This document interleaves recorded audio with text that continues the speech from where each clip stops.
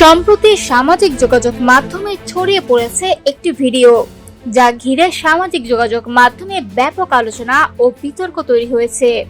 চলন্ত একটি অ্যাম্বুলেন্সকে কেন্দ্র করে ঘটে যাওয়া এই ঘটনাটি নিয়ে স্থানীয় পর্যায়ে শুরু হয় চাঞ্চল্য। প্রত্যক্ষদর্শীদের দাবি, একটি অ্যাম্বুলেন্সের ভেতরে সন্দেহজনক নড়াচড়া লক্ষ্য করেন এক বাইক আরোহী। পরে তিনি জানালা দিয়ে উঁকি দিয়ে বিষয়টি দেখে অন্য একটি গাড়ি চালকের সহায়তা নেন। পরবর্তীতে সেই গাড়ির সাহায্যে অ্যাম্বুলেন্সটিকে থামানোর চেষ্টা করা হয়।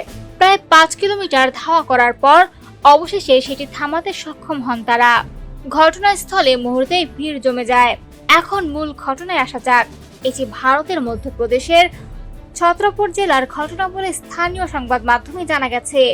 সেখানে অ্যাম্বুলেন্সে ছিল 3 জন ব্যক্তি, এক তরুণ, এক তরুণী এবং চালক।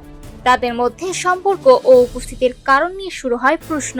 চালকের কাছে তরুণী সম্পর্কে জানতে চাইলে তিনি দাবি করেন তিনি তাদের বোন।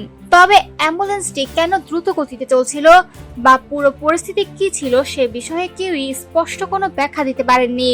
তরুণী সহ অন্যরাও বিষয়টি নিয়ে কোনো পরিষ্কার মন্তব্য করেনি।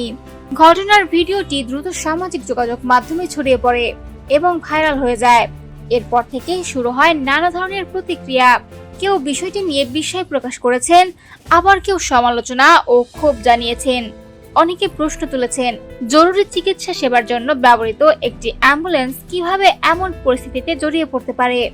আবার অনেকে দাবি করেছেন পুরো ঘটনাটি নিয়ে বিস্তারিত তদন্ত হওয়া প্রয়োজন।